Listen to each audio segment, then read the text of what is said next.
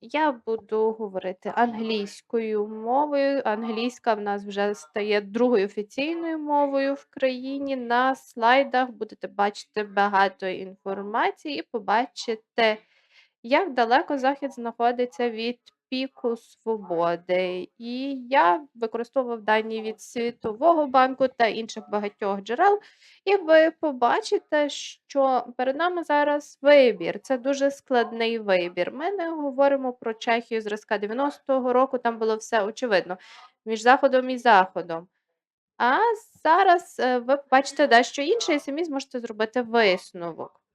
Суть полягає в тому, що держава суспільного блага це поняття було створене не економістами, а істориками, філософами, які думали, власне, про певні казки, про утопії. Йозеф говорив про ліберальну утопію, але це була, в принципі, людська утопія. Ми говоримо про соціологів, ну, зокрема Томаса Маршала.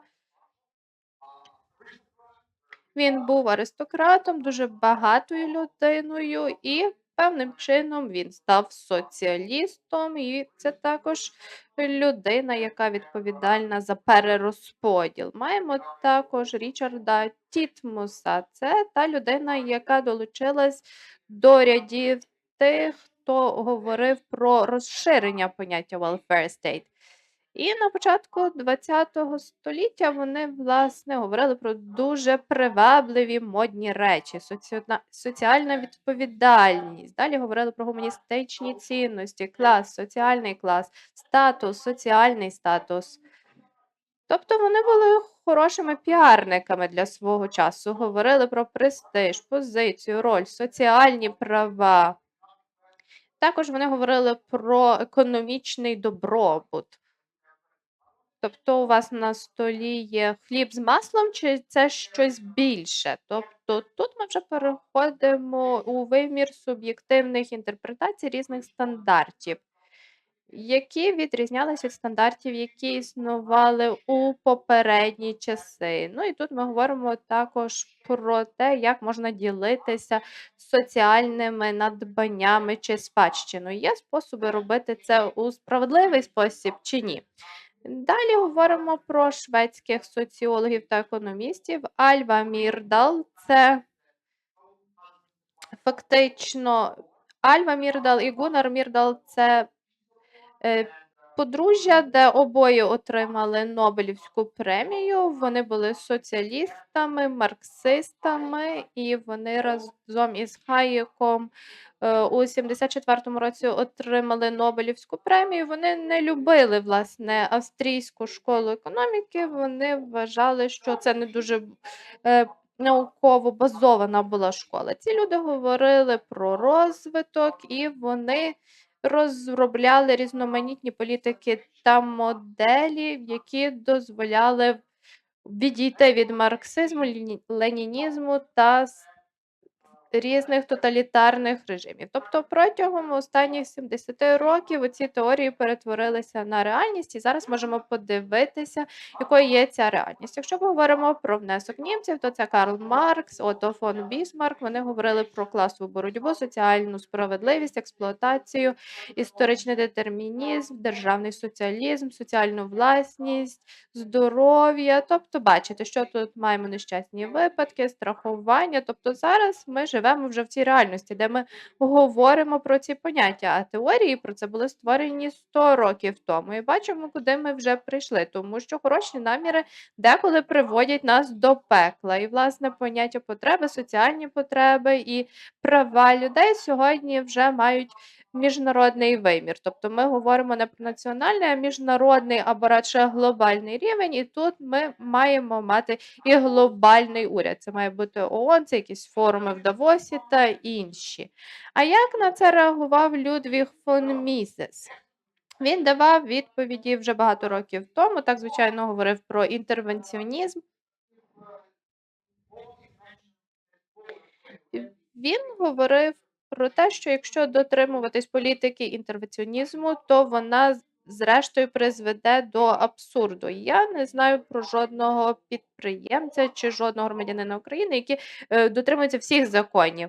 Ми в той чи інший спосіб закони порушуємо. Чому ми це робимо? Через те, що наша правова система дуже складна. Ви не можете жити без того, щоб порушити той чи інший закон. Тобто, вже за визначенням welfare state робить вас злочинцем. І про це нас попереджав Людвіг фон Мізес.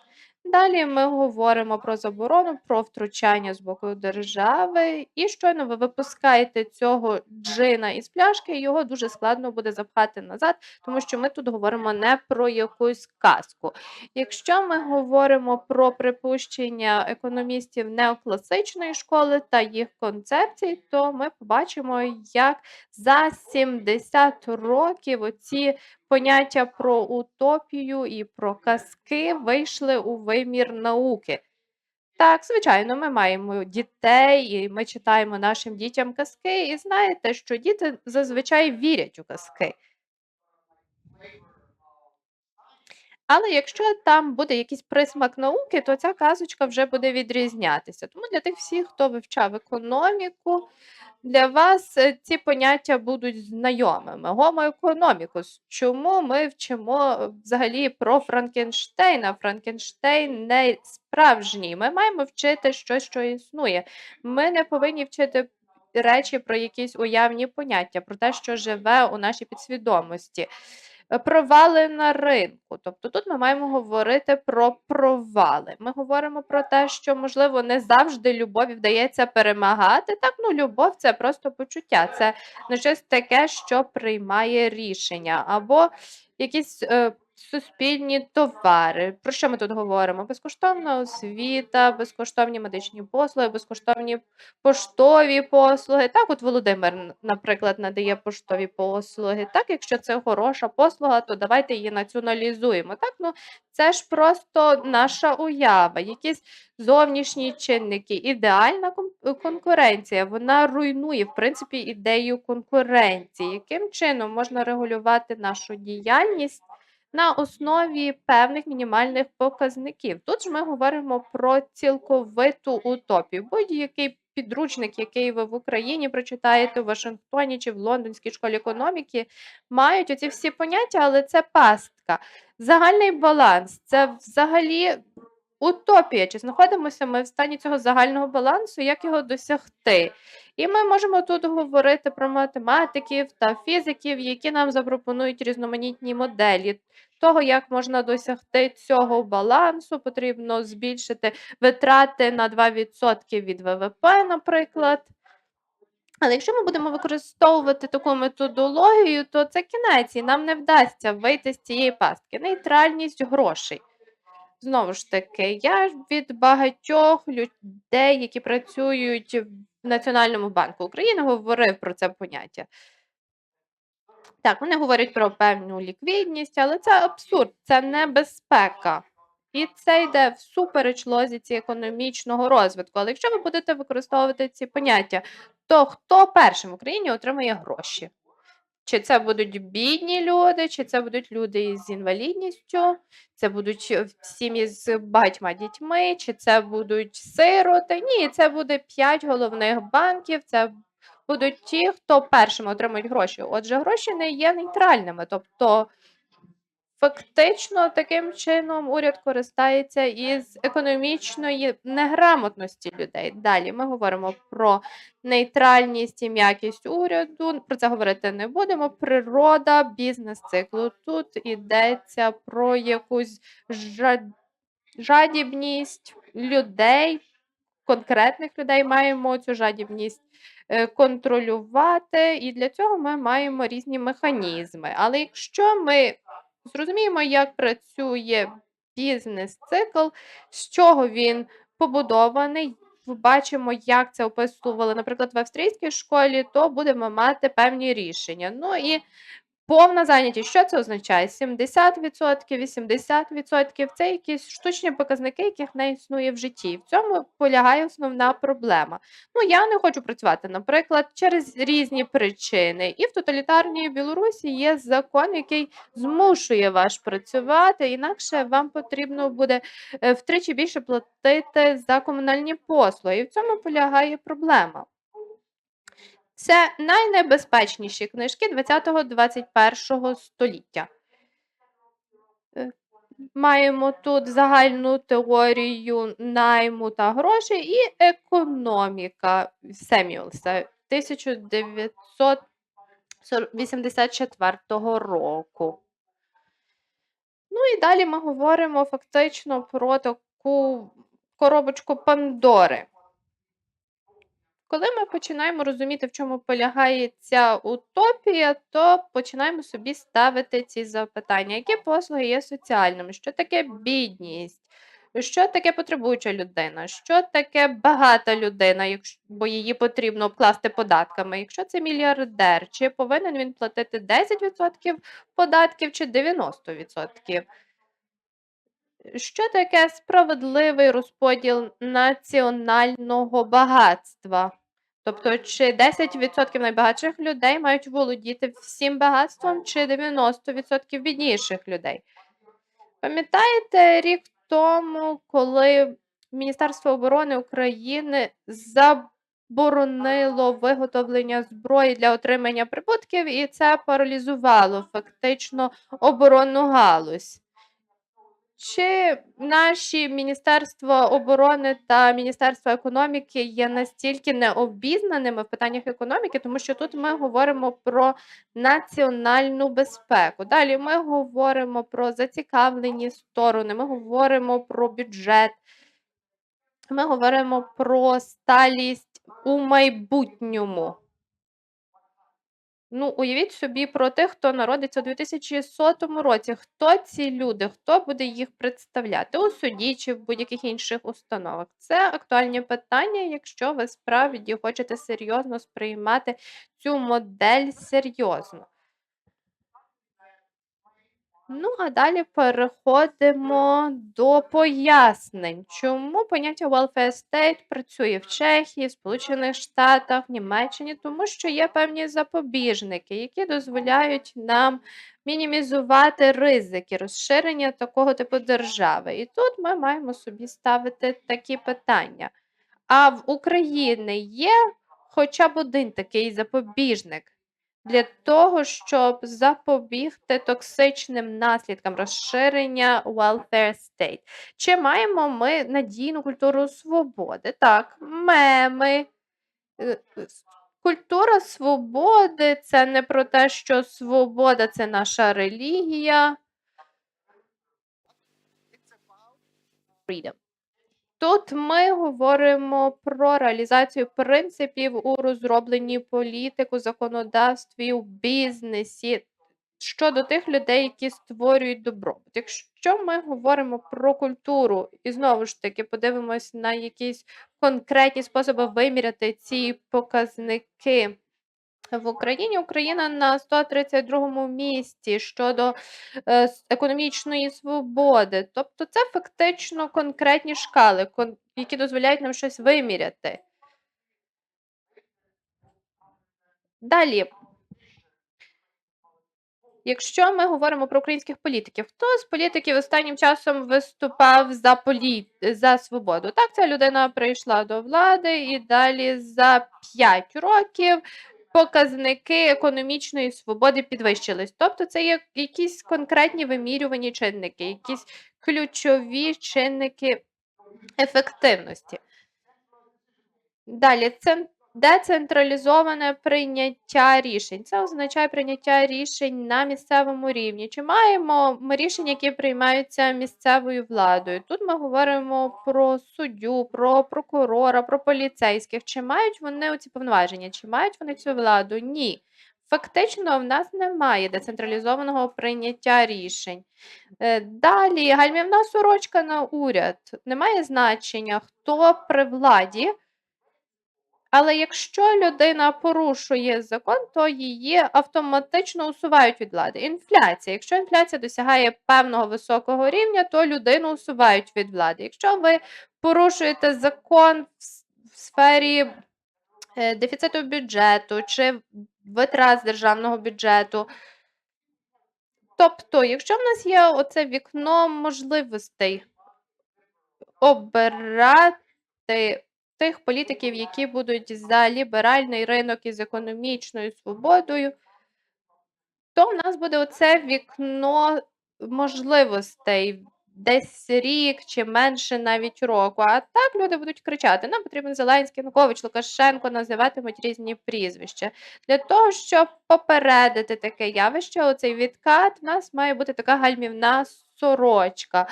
Подивимося, наприклад, на Саакашвілі і ситуацію в Грузії. В нас ще цієї ситуації поки що немає.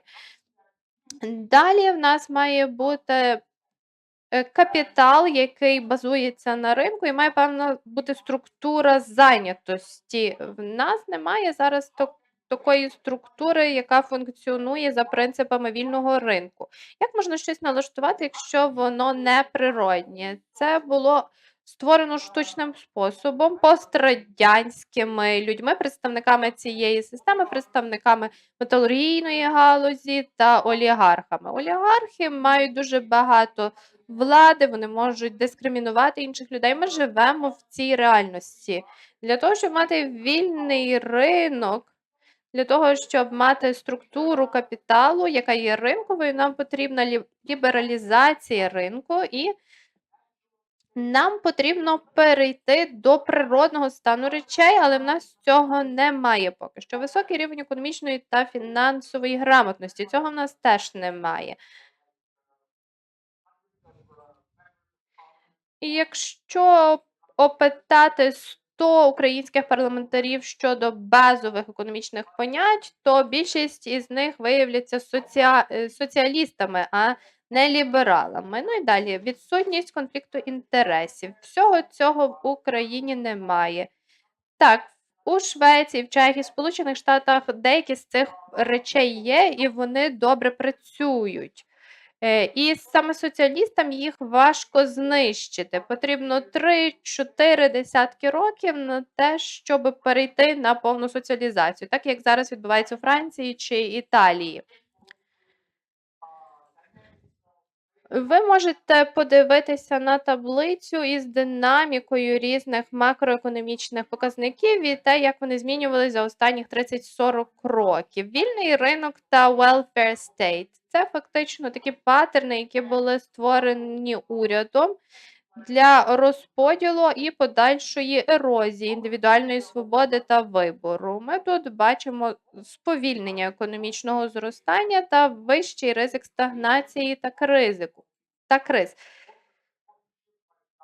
Тобто ми бачимо, що всі заходи були розроблені саме урядом. Тут ми говоримо про інтервенцію. Якщо в нас фінансова криза, чи коронавірусна криза, чи криза пов'язана із державним боргом, тобто тут йдеться не про неправильні рішення, прийняті підприємцями. Це щось таке, що ми можемо відстежити саме до рівня рішень, які були прийняті урядом на рівні фіскальної політики, інвестиційної політики, і можемо подивитися, де є джерело цього всього. Це один із дуже важливих слайдів, який пропоную вам розглянути. Тому що тут ми піднімаємо питання про те, чи сьогодні Захід вільний чи ні. І ви бачите тут частку ВВП різних країн світу, і бачите, чому західні цивілізації вважаються найкращими і найуспішнішими. Якщо ми подивимося на ці країни у 1980-му, у 2000 роках, тобто вони генерували тут близько 74% ВВП. Саме тому всі хотіли їхні гроші, їхні технології, але протягом останніх 25 років вони втратили 25-26% оцієї глобальної частки. Чому? Це одне з найважливіших теоретичних запитань, на які ми маємо дати відповідь для того, щоб зрозуміти, куди ж нам рухатись. Тому що подивіться на частку незахідних країн. Їх частка пішла в протилежному напрямку. ВВП зросло десь у 10 разів, але водночас Китай, зростання економічне Китаю зросло у більше як 6 разів.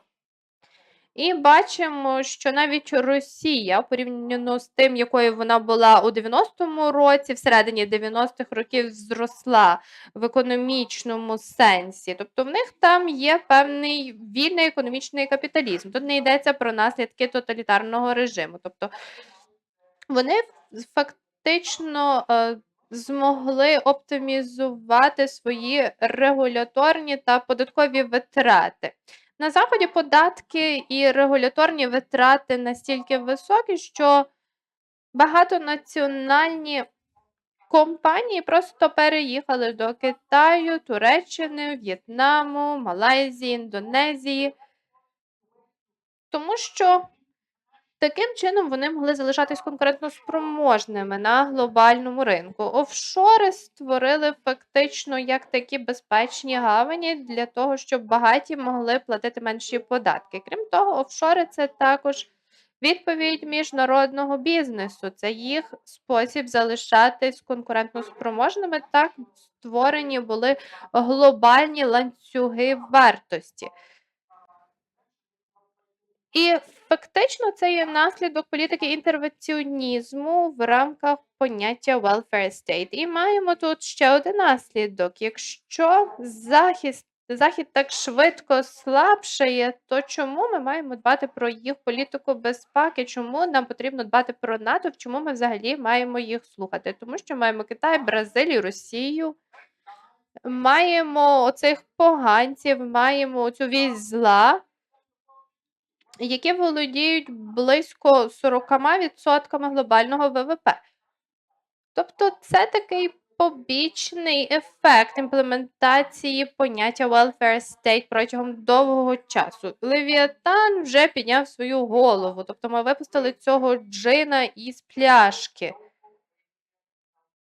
Так, у нас є оця ідея допомагати бідним, давати бідним освіту, допомагати людям з інвалідністю, допомагати тим, хто цього потребує. І зараз подивіться на структуру державних витрат, державні послуги. Подивіться на Італію – 7,4%. Далі, якщо дивимось про ОСР, то середнє значення тут 6%. Адміністративні витрати 6% від ВВП – це височезний рівень. Далі оборона. А тепер подивіться на цифри, пов'язані із обороною. Це природня функція уряду надавати ці послуги. Далі маємо тут 1,1, Швейцарія, бачимо 0,9, далі Польща 3,2, маємо Корею, Грецію, Німеччина 1,6. І бачимо, що Росія накопичила дуже багато можливостей, власне, для нападу, і країни Європейського Союзу тепер не мають вже можливості виготовляти зброю і дрони, тому що їм потрібно змінити структуру державних витрат.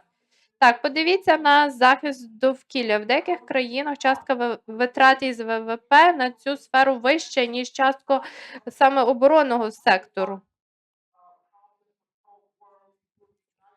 Так, і в Сполучених Штатах, Канаді, у Європейському Союзі сфера охорони здоров'я – це дуже проблемний сектор, тому що тут фактично уряд має монополію, олігополію навіть. Бачите, скільки ця сфера їсть грошей. Так, це той левіатан, це загальний добробут.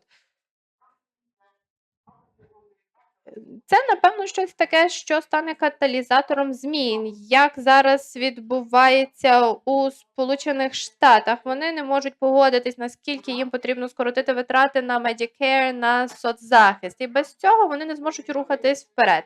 А подивіться на Німеччину. Так, в нас є загальні витрати, але паралельно в нас є і оборонний сектор, який фактично не враховується в структуру державних витрат. Так, але це просто якась бухгалтерія, це не вирішує проблем. Якщо ми подивимось на капіталізм, маємо цифри від 25 до 27% від ВВП.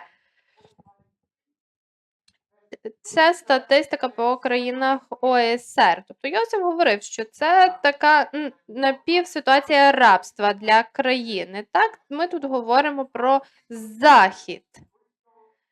Фіскальна фактично економність, розумність і раціональність. Її бракує. Так, ми тут говоримо про надлишок, а надлишку немає. Маємо лише дефіцит бюджету. В Сполучених Штатах це 6,5%. Це неймовірні цифри. Тобто люди витрачають гроші інших людей, руйнуючи майбутнє наших дітей, і вони взагалі про це не думають. На жаль, так на сьогодні виглядає welfare state. Далі можемо подивитися на ті ж самі цифри, але вже з розбивкою на окрему особу. Ну і можемо подивитися, скільки є мігрантів в різних країнах в Канаді, в Великобританії, Америці. Тобто, якщо витрачаємо тисячі доларів на людину,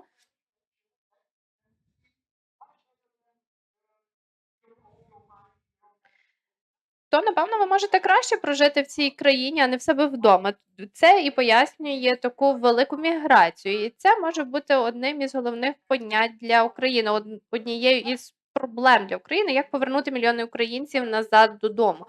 Тобто ми маємо пропонувати людям якісь переваги, скажімо, якісь $2000 чи пропонувати робочі місця. Інакше ми не можемо бути конкурентно спроможними з іншими країнами.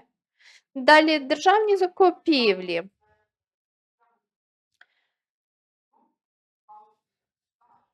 Добре, давайте подивимося на об'єми державних закупівель. Так, це в нас ВВП. І бачите, скільки тут є грошей. Якщо ви вважаєте, що складно зрозуміти, чому люди хочуть стати політиками, то ось ваша відповідь. Тому що ці люди можуть мільярди доларів витрачати без жодної за це відповідальності. Тобто, якщо наш бізнесмен якось неправильно інвестує кошти, якщо будуть проблеми із менеджментом, із бухгалтерією, то він буде мати певні фінансові наслідки, і найгіршим результатом буде банкрутство. А що станеться, якщо урядовець якусь помилку зробить, то вони просто отримують ще більше грошей. І це щось таке, що потрібно враховувати. Я тут говорю не про сотні мільйонів доларів, а говорю про мільярди і навіть трильйони доларів. Тут йдеться знову ж таки про інвестиції урядові, які також стосуються добробуту. Тут йдеться вже не про інвестиції. Уряд фактично став великим гравцем, який щось виробляє. Ми говоримо про 7% ВВП. Це середній показник по ОСР. По ОСР середній показник більше 3%. Тобто ми говоримо про мільярди доларів, які фактично знищують ринкові стимули. Далі, якщо ми говоримо про найм, хто створює робочі місця? Капіталізм вільного ринку нам говорить про те, що робочі місця створюють підприємці. Так, це зрозуміло, але в реальності це виглядає не так. Давайте подивимось на кількість робочих місць, створених урядом, і якою є частка робочих місць у публічному секторі в Україні. Дайте мені відповідь на це питання. Щоб ви собі просто зрозуміли, де ми зараз знаходимось. Так, на це нема місця, тому що в нас цей відсоток 48%. Так? Фактично в Україні переважає соціалізм, на жаль. І це включно із оборонним сектором. Це показник до війни. 48% було до війни. І якщо ми виключимо частку в 1,1 мільйона, це оборонний сектор. Так, тут ми говоримо про публічні витрати на загал. Далі субсидії в країнах Європейського Союзу. З одного боку, це перерозподіл, але з іншого боку, це більш як 350 мільярдів євро у субсидіях. Чи Європейський Союз, в принципі, розуміє, наскільки важливо допомагати Україні у війні? Тобто субсидії порівняно із розміром допомоги Україні. Чи знаєте ви, яким є співвідношення? Так, тобто маємо ці субсидії 354 мільярди доларів. Тобто, що для них важливіше? Їх власні соціалістичні проєкти чи мир і те, що Україна зараз бореться з найбільшим ворогом, який коли-небудь був в Європі. Так, вони можуть виступати з гарними заявами, організовувати різноманітні форуми, так, Рамштайн, але давайте говорити про гроші. Якщо ви нам співчуваєте, серйозно до цього ставитесь, то давайте гроші. Далі, викопне паливо і субсидії у цьому секторі. Тут маємо 7 трильйонів доларів. Далі, загальні субсидії – це 3 мільярди. Це трильйони вже доларів. Далі маємо поговорити про ціни на нафту. Нафтовий ринок ніколи не був вільним ринком. Це завжди був фактично ринок, який регулювався урядом. І загальний розмір інвестицій в Європейському Союзі – це 213 мільярдів у 2021 році. І зараз ця кількість зросла до 354. Далі субсидії, закупівлі та найм. І тут ми можемо зрозуміти, яким є масштаб урядових інтервенцій в економіку. Так, якщо ви щось хочете продавати на глобальному рівні, то ви не лише конкуруєте з іншими компаніями, але також маєте конкурувати із урядом, який дає субсидії. Саме тому великий бізнес, який хоче стати частиною власне змін, то для Європейського Союзу тут також буде дуже багато і бюрократії. Ну і зараз варто поговорити про такий звіт бізнес держави. Це дуже хороший документ, в якому ми бачимо так званий айсберг. Тобто маємо, наприклад, державні підприємства. Ну, скажімо, вони володіють менше як 10% всіх активів. Але якщо ми візьмемо до уваги весь бізнес, яким володіє держава, так, це звіт Світового банку, це не звіт від якихось лібертаріанців чи Австрійської економічної школи. Це фактично офіційна інформація. Якщо ми говоримо про державні підприємства, то це 12% від глобальної капіталізації ринку. І вони наймають десь 21 мільйон осіб і генерують 12 трильйонів доларів. Тобто подивіться, якою є частка цих підприємств. Вона величезна. І далі поговоримо про викривлену реальність. Тобто в нас тут немає рівних можливостей. І це дослідження, яке проводилось на основі 92 країн. Це не дослідження, яке проводилось на основі 2 чи 3 чи 5 країн. Це 92 країни проводилось це дослідження Світовим банком. Далі суверенні фонди багатства. Вони мають різні комерційні структури, і регіональні фонди – це лише частина цієї глобальної структури. Як можна з ними змагатися, якщо в них так багато грошей? Вони можуть придбати не лише всю британську футбольну лігу, вони можуть придбати Sky News, CNN, вони можуть купити Грету Тунберг, вони можуть купити будь-кого, тому що вони дуже багаті. Вільна торгівля – це те, що теж дуже важливо. Я вже закінчую. Вільна торгівля вмерла. Подивіться на кількість торгових інтервенцій з розбивкою по країнах. І це остання статистика за вересень. Сполучені Штати – більше як 12 тисяч торгових обмежень або торгових інтервенцій. Більше як 12 тисяч. Далі можете подивитися по країнах і по кількості цих обмежень. Так, це йдеться не лише про Трампа, тут йдеться про покоління політиків, які впроваджували такі обмеження протягом останніх 30 років. Так, всі звинувачують у всьому вільну торгівлю. Але фактично цей потяг вже давним-давно відправився від станції. Далі фіскальні гранти, державні позики, місцеві стимули, демпінг постійний. Тобто тут ми говоримо про різні інструменти, які спотворюють торгівлю. І подивіться на кількість 12 тисяч 765, 12 тисяч 47. Тобто це не якісь інтервенції по одній компанії чи по одній країні, це універсальна ситуація. І маємо сприйняти це як факт. Вільна торгівля померла. Далі, чим більше урядових інтервенцій, тим повільніше буде зростати продуктивність. Всі зараз говорять про штучний інтелект, генеративний штучний інтелект. Але де тут зростання у продуктивності? В MIT провели опитування, і результати показали, що дуже багато компаній не бачать зростання саме їхньої ефективності від використання штучного інтелекту. Це 95% цих компаній.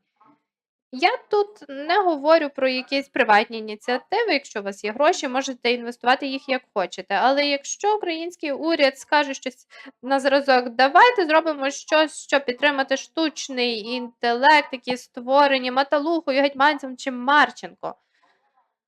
Так, ми знаємо, якою є вартість всього цього, якою є користь, тому давайте це робити не будемо. Чим більше урядових інтервенцій, тим повільніше скорочуються темпи зростання бідності.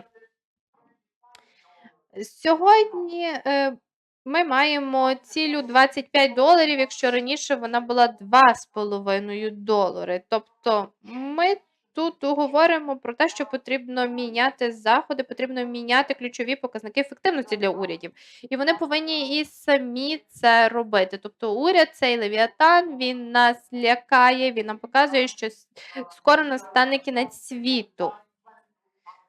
Тобто ми вже перетнули 6 із 9 визначених для планети межових станів. І це звіт від Світового економічного форуму. Це ті міжнародні експерти, які виступають такими пугалами, які нас лякають. Вони кажуть, як ми маємо врятуватися від зменшення кількості природних ресурсів.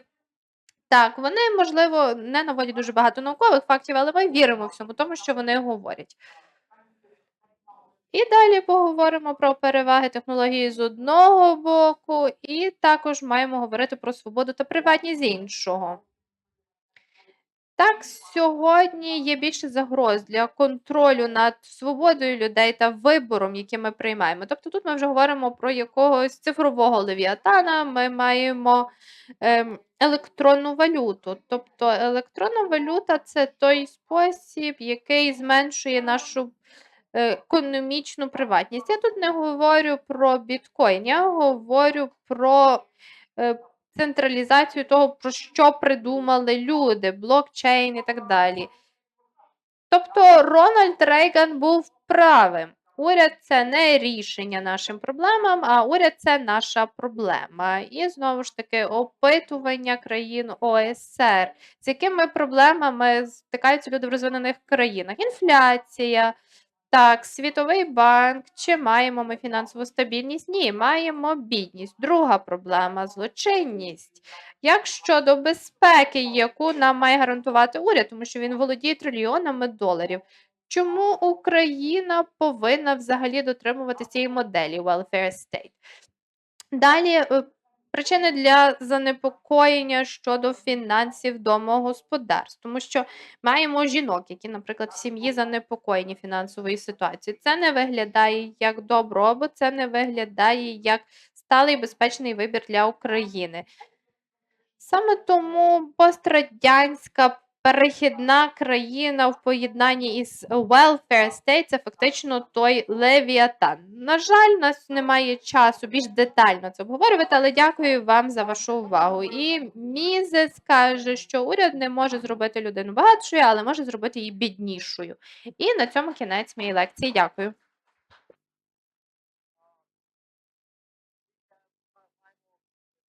Минут на запитання. Будь ласка. Мгм. Так, ви перше, потім так. Так, звісно, можна українською, так. Де є порівняння зросту ВВП ГДП, і відповідно на рубежі 2000-х років чітко видно подвоєння зросту в тоталітарному абсолютно Китаї, майже тоталітарній Індії, і відповідне падіння в країнах західних країнах. З якими самими кроками це пов'язано, на вашу думку? Чи може це бути, скажімо так, пов'язано з це моє припущення, да? Чи може це бути, наприклад, пов'язано з маніфестом зеленої економіки, доповіддю Гора, зокрема? Так, я розумію. Дякую за запитання. Це таке теоретичне запитання, чому Китай, взагалі, країни Азії, потім бачимо В'єтнам тепер почали зростати. Одна з найшвидше зростаючих економік світу була Ефіопія. Вона зростала темпами майже 10 разів за останні 20 років.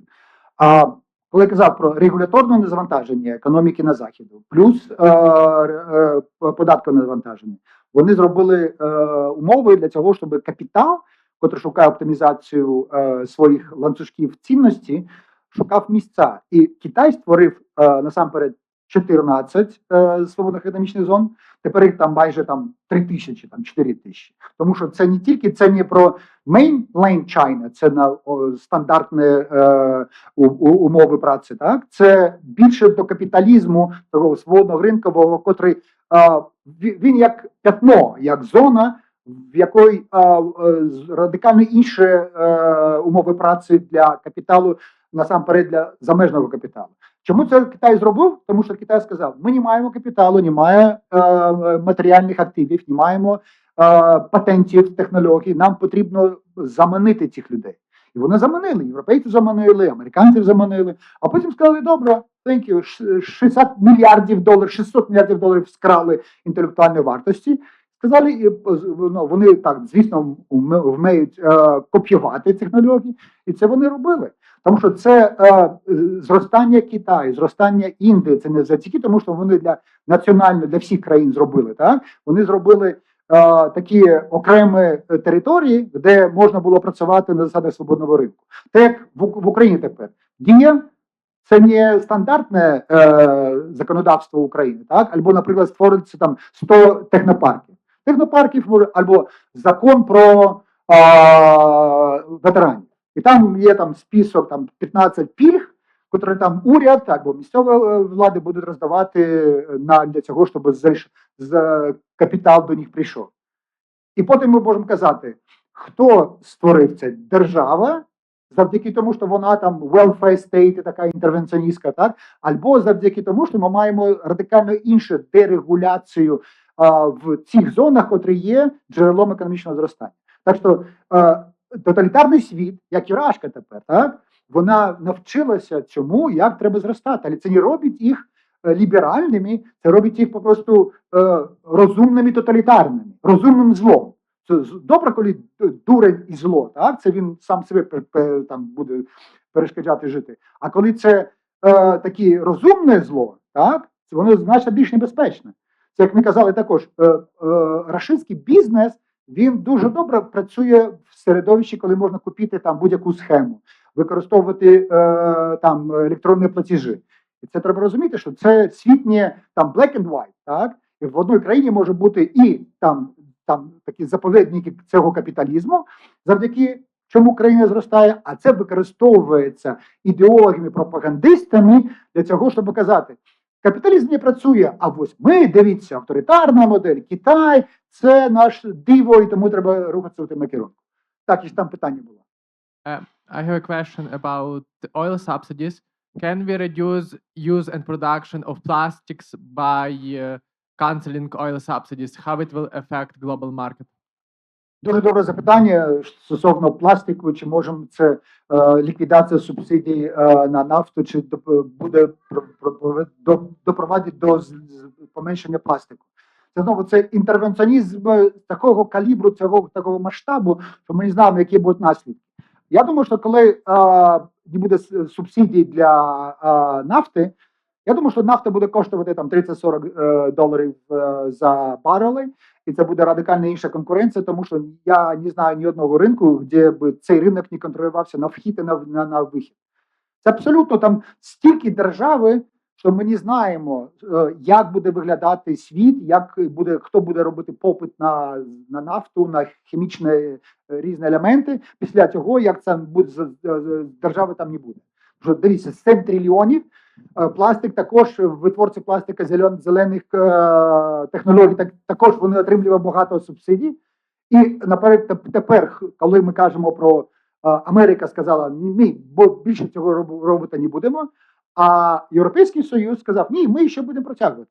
А як це буде стосовувати? Тому що коли, наприклад, це перемовини були між Трампом і фон дер Ляєн, не тільки там про тарифи йшлося, так, йдеться, а 19 інструментів нетарифних обмежень, котрі застосовує Європейський Союз супроти американських товарів. І це кожне з цих інструментів може бути, ми можемо виразити в будь-якої монетарної сфери. І тому, коли ми маємо там, наприклад, як сказав, Рональд Коуз, або австрійці, або Public Choice, коли ми будемо використовувати механізми захисту прав власності як інструмент супроти там тих, хто занечищує середовище, це одно. А коли це роблять чиновники, ну, нікого ще це не заважало нікому працювати.